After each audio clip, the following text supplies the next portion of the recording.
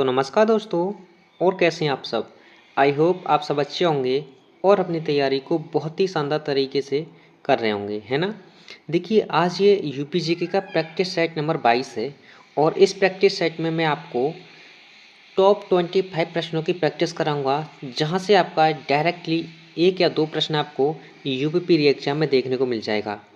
अगर आपने यूपीजीके अच्छे से पढ़ी है ना, तो आज इस प्रैक्टिस सेट के आप अगर 8 प्रश्न भी लगा देते हो, 8 प्रश्नों के आंसर करेक्ट कर देते हो, तो समझ लेना कि आपकी तैयारी बहुत ही शानदार तरीके से चल रही है। ठीक है, तो आइए शुरू करते हैं आज के इस प्रैक्टिस सेट को। देखिए, पहला प्रश्न है उत्तर प्रदेश की दूसरी राजभाषा कौन सी है निम्न में से उत्तर प्रदेश की दूसरी राजभाषा कौन सी है। तो आपका आंसर होगा, इनमें से दूसरी राजभाषा है आपकी उर्दू। कौन सी है? उर्दू। हिंदी यूपी की यानी उत्तर प्रदेश की प्रथम राजभाषा है। हिंदी उत्तर प्रदेश की प्रथम राजभाषा है और उर्दू उत्तर प्रदेश की द्वितीय राजभाषा है, जो 1989 से इसे स्वीकृति मिली थी। ठीक है, आई होप आपको समझ में आ गया होगा। आइए अगले प्रश्न पर। प्रश्न नंबर 2 कह रहा है कि यूपी का यानी उत्तर प्रदेश में सर्वाधिक आंवला उत्पादक जिला कौन सा है। तो आपका आंसर होगा ऑप्शन नंबर सी, प्रतापगढ़। कौन सा? प्रतापगढ़। ओके, यहाँ पर मैंने और भी जिलों के नाम लिखे हैं, इनसे संबंधित मैं आपको एक एक पॉइंट बता देता हूँ। अगर आपसे पूछा जाए कि काशी विश्वनाथ मंदिर कहाँ पर है, अगर आपसे पूछा जाए कि काशी विश्वनाथ मंदिर कहाँ पर है, तो आपका आंसर होगा वाराणसी में, है ना। रूमी दरवाज़ा कहाँ पर है? लखनऊ में। और इसी रूमी दरवाजे से जो उत्तर प्रदेश पुलिस का जो लोगो है ना, उसमें जो मछलियाँ हैं ना, इसी रूमी दरवाजे से ली गई हैं। अगला स्थान है प्रयागराज। अगर आपसे पूछे कि त्रिवेणी संगम कहाँ पर लगता है, तो आपका आंसर होगा प्रयागराज में। आनंद भवन प्रयागराज में, जिसका वर्तमान नाम क्या है? स्वराज भवन। ओके, चंद्रशेखर आज़ाद पार्क भी कहाँ पर है? आपके प्रयागराज में ही है। अगर आपसे पूछे पंडित मदन मोहन मालवीय पार्क, जिसे आप मिंटो पार्क के नाम से भी जाना जाता है, वो कहाँ पर है? आपका प्रयागराज में। आई होप आपको क्लियर हो गया होगा। आइए चलते हैं अगले प्रश्न पर। ओके, आज की इस प्रैक्टिस सेट में से अगर आप 8 से 10 प्रश्न लगा देते हैं ना, तो समझ लो कि आपकी तैयारी बहुत अच्छी है। अगला प्रश्न है प्रश्न नंबर 3 कह रहा है, उत्तर प्रदेश में आलू का निर्यात किस नाम से होता है।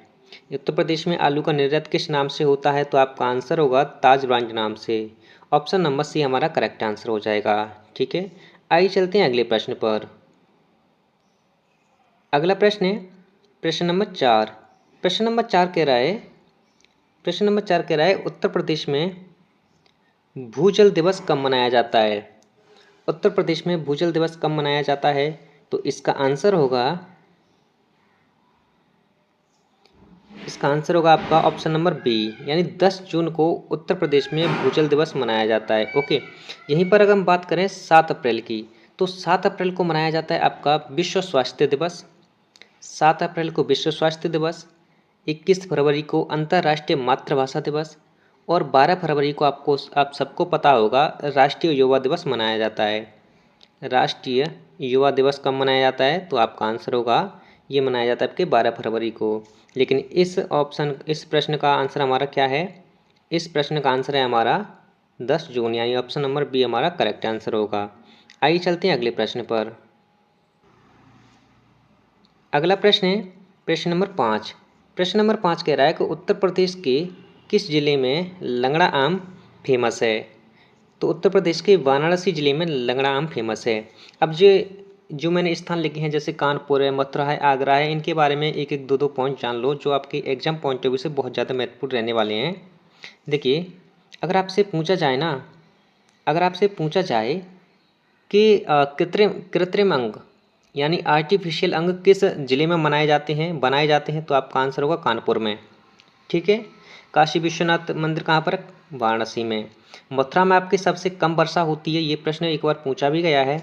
और यहीं पर अगर मैं आपसे बात करूं कि सुलहकुल मेले का आयोजन कहाँ होता है, सुलहकुल मेले उत्सव कहाँ लगता है, तो आपका आंसर होगा आगरा में, जो कि हिंदू मुस्लिम एकता का प्रतीक माना जाता है सुलहकुल उत्सव। ठीक है, आई होप आपको क्लियर हो गया होगा। आइए चलते हैं अगले प्रश्न पर। अगला प्रश्न है, रोजा ताप विद्युत परियोजना यूपी के किस जिले में स्थित है? तो आपका आंसर होगा option number C. Option number C यानी शाहजहांपुर में स्थित है। यहीं पर अगर हम बात करें कि कानपुर में कौन सा ताप विद्युत परियोजना स्थित है, तो आपका आंसर होगा पनकी। पनकी कानपुर में है। और सोनभद्र की बात करें तो सोनभद्र में एक तो ओबरा है, ओबरा, ठीक है, सोनभद्र में एक ओबरा है। दूसरी आपके सिंगरौली, सिंगरौली, ठीक है। आइए चलते हैं अगले प्रश्न पर।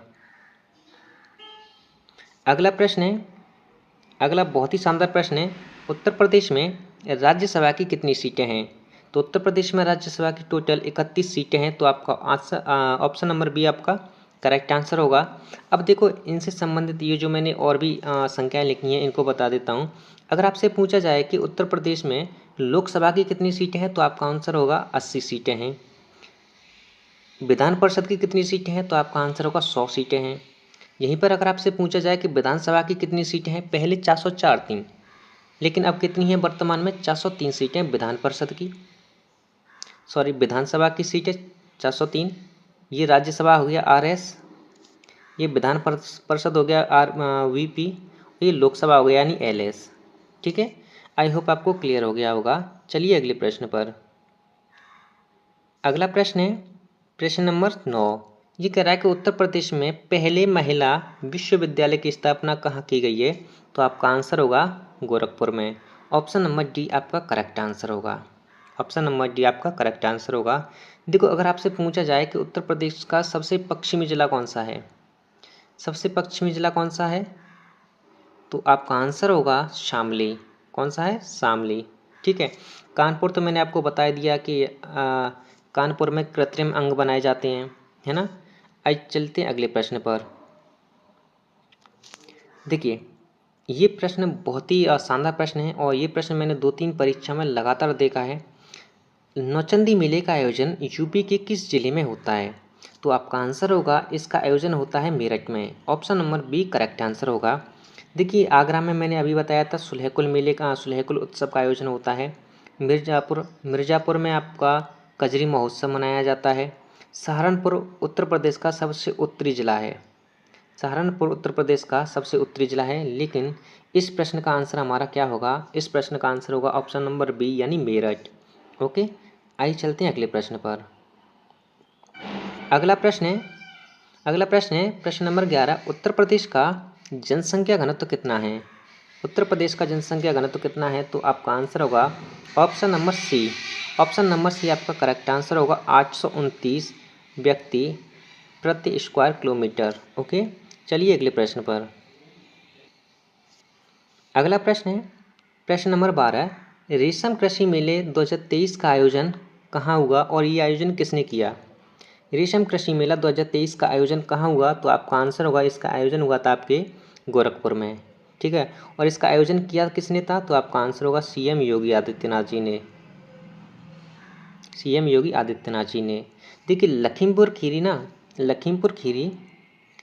खीरी अपने उत्तर प्रदेश का सबसे बड़ा जिला है क्षेत्रफल में, ठीक है, क्षेत्रफल में सबसे बड़ा जिला। अगर आपसे पूछा जाए कि यूरेनियम कहाँ पाया जाता है, तो आपका आंसर होगा ललितपुर में। वाराणसी में काशी विश्वनाथ मंदिर है ही आपका, है ना, लंगड़ा आम के लिए फेमस है वाराणसी। ओके, आइए चलते हैं अगले प्रश्न पर। अगला प्रश्न है प्रश्न नंबर 13। उत्तर प्रदेश का सीमावर्ती देश। अगर आपसे पूछा जाए कि उत्तर प्रदेश का सीमावर्ती देश कौन सा है, यानी उत्तर प्रदेश की किस देश के साथ सीमा लगती है और कितने जिले लगाते हैं सीमा, तो आपका आंसर होगा ऑप्शन नंबर बी हमारा करेक्ट आंसर हो जाएगा। उत्तर प्रदेश का सीमावर्ती देश है आपका नेपाल। क्या है? नेपाल। ऑप्शन नंबर बी आपका करेक्ट आंसर होगा, जो कि 529 किलोमीटर की इसे जो है दूरी जो है सीमा लगती है अपने उत्तर प्रदेश की, किसके साथ? नेपाल के साथ। ओके, आइए चलते हैं अगले प्रश्न पर। अगला प्रश्न है प्रश्न नंबर 14। प्रश्न नंबर 14 कह रहा है यूपी में अफीम कारखाना कहाँ स्थित है? यूपी में अफीम कारखाना कहाँ स्थित है? तो आपका आंसर होगा ऑप्शन नंबर बी, आपका करेक्ट आंसर होगा गाजीपुर में। देखो गाजीपुर है ना, गाजीपुर में अफीम कारखाना स्थित है। और ये जो मैंने अन्य जिलों के बारे में लिखा है, अगर आपसे पूछा जाए तो यूपी में जो गंगा नहर है, गंगा नदी है, वो कहाँ से प्रवेश करती है? तो आपका आंसर होगा बिजनौर से। कहाँ से? बिजनौर से। ठीक है। नैमिषारण्य एक स्थल है जो कहाँ पर है? सीतापुर में है। ठीक है। बलिया यूपी का सबसे पूर्वी जिला अगर आपसे पूछा जाए तो आपका आंसर होगा बलिया। इसी बलिया में, बलिया के एक रत्तुचक स्थान पर चित्तू पांडे का जन्म हुआ था और उन्हीं चित्तू पांडे को बलिया का शेर भी कहा जाता है ना। आइए चलते हैं अगले प्रश्न पर। अगला प्रश्न है प्रश्न नंबर 15, सर्वाधिक अनुसूचित जनजाति वाला जिला कौन सा है? तो आपका आंसर होगा सोनभद्र। देखिए भदोई जो है ना, भदोई, ये सोनभद्र क्या है? सबसे ज़्यादा अनुसूचित जनजाति वाला जिला है। बागपत में क्या होता है? बागपत, बागपत के बारे में जान लीजिए एक पॉइंट। बागपत ना न्यूनतम शिशु लिंगानुपात पाया जाता है बागपत में। अगर आपसे पूछा जाए कि सबसे कम लिंगानुपात वाला जिला कौन सा है? तो आपका आंसर होगा बागपत। ओके, आइए चलिए अगले प्रश्न पर। अगला प्रश्न है प्रश्न नंबर 16, यूपी का सर्वाधिक क्षेत्रफल वाला जिला कौन सा है? तो अभी मैंने आपको बताया था लखीमपुर खीरी। और सबसे छोटा कौन सा है? हापुड़। देखिए कुशीनगर में क्या हुआ था? भगवान गौतम बुद्ध की मृत्यु। और पावापुरी में भगवान महावीर स्वामी की मृत्यु। मथुरा मैंने आपको बता ही दिया कि मथुरा में न्यूनतम वर्षा होती है। सबसे कम वर्षा कहाँ होती है? मथुरा में। और सबसे ज़्यादा वर्षा होती है गोरखपुर में। आई होप आपको क्लियर हो गया होगा। चलिए चलते हैं अगले प्रश्न पर। अगला प्रश्न है प्रश्न नंबर 17, चेदी महाजनपद की राजधानी क्या थी? चेदी महाजनपद की राजधानी थी शक्तिमती, यानी ऑप्शन नंबर सी आपका करेक्ट आंसर होगा। पावापुरी मल्ल महाजनपद की राजधानी थी और मथुरा सुरसेन। ठीक है, आइए चलते हैं अगले प्रश्न पर। अगला प्रश्न है प्रश्न नंबर 18, भारतीय दलहन अनुसंधान संस्थान कहाँ पर है? तो आपका आंसर होगा कानपुर में। कहाँ पर है? कानपुर में। देखिए एक प्रश्न मैं आपसे पूछता हूँ, जो है ना परीक्षा बांध ताप विद्युत परियोजना कहाँ पर है? परीक्षा ताप विद्युत परियोजना कहाँ पर है? तो आपका आंसर होगा झांसी में। लेकिन इस प्रश्न का आंसर है आपका कानपुर। ऑप्शन नंबर बी आपका राइट आंसर होगा। ठीक है। देखिए आज की इस प्रैक्टिस सेट में मैंने प्रत्येक टॉपिक से बहुत महत्वपूर्ण प्रश्न लिए हैं। अगर आपने इसमें से 8 से 10 प्रश्नों के उत्तर दे दिए तो समझ लेना कि आपकी यूपी जीके की तैयारी बहुत अच्छी चल रही है। ओके, चलिए अगले प्रश्न पर। अगला प्रश्न है जौनपुर शहर की स्थापना किसने की? जौनपुर शहर की स्थापना की थी आपके फिरोज शाह तुगलक ने। किसने की थी? फिरोज शाह तुगलक ने। ठीक है, किसके नाम पर की? अपने चचेरे भाई जौना खान के नाम पर। ठीक है, चलिए अगले प्रश्न पर। अगला प्रश्न है प्रश्न नंबर 20, टोडरमल का जन्म कहाँ हुआ था? टोडरमल का जन्म हुआ था आपके सीतापुर में। कहाँ पर हुआ था? सीतापुर में। ठीक है, गाजीपुर में आपको अफीम कारखाना देखने को मिलता है ना। और इंदौर तो आपके मध्य प्रदेश में, मध्य प्रदेश की राजधानी आपको भोपाल देखने को मिलती है। आइए चलते हैं अगले प्रश्न पर। अगला प्रश्न है प्रश्न नंबर 21, शेर शाह सूरी की मृत्यु कहाँ हुई थी? शेर शाह सूरी की मृत्यु हुई थी कालिंजर किले पर, जो कहाँ पर है? बांदा में। कहाँ पर? बांदा में। ठीक है, बहराइच में आपकी चित्तूर झील है। अगर आपसे पूछा जाए कि चित्तूर झील यूपी के किस जिले में है? तो आपका आंसर होगा बहराइच। हरदोई में आपका सांडी पक्षी अभ्यारण्य है। ठीक है, गाजीपुर में आपका अफीम कारखाना है। ठीक है, काशी की बहन कहा जाता है गाजीपुर को। ओके, आई होप आपको क्लियर हो गया होगा। चलिए अगले प्रश्न पर। अगला प्रश्न है प्रश्न नंबर 22, ये कह रहा है कि समस्तपुर पक्षी विहार कहाँ पर है? समस्तपुर पक्षी विहार कहाँ स्थित है? तो आपका आंसर होगा समस्त से हो गया, समस्त लोग राय मांगने जाते हैं कहाँ पर? रायबरेली में। तो ऑप्शन नंबर बी हमारा करेक्ट आंसर हो जाएगा।